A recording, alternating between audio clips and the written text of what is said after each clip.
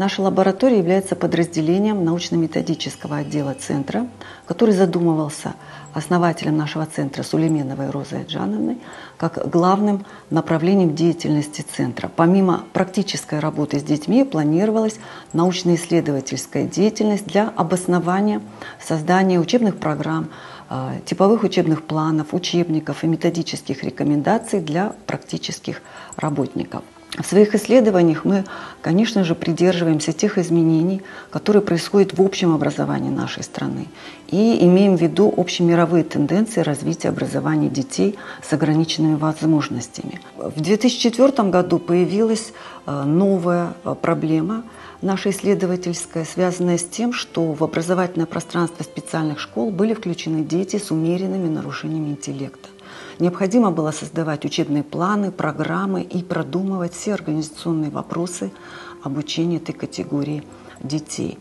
С принятием политики инклюзивности общего образования в нашей лаборатории появилось еще одно новое направление работы – это психолого-педагогическое сопровождение детей с ограниченными возможностями, которые обучаются в условиях общих школ. Результаты наших исследований обязательно включаются в курсы повышения квалификации и становятся основой для нормативных документов, которые принимаются Министерством образования. В настоящее время мы занимаемся вопросами переработки типовых учебных планов для специальных школ нашей страны. 6 видов школ у нас обучаются в соответствии с государственным стандартом, и 2 типовых учебных плана мы будем создавать для детей с нарушением интеллекта. Еще одним серьезным направлением работы нашей лаборатории является поддержка, курирование работы наших специальных школ. Мы проводим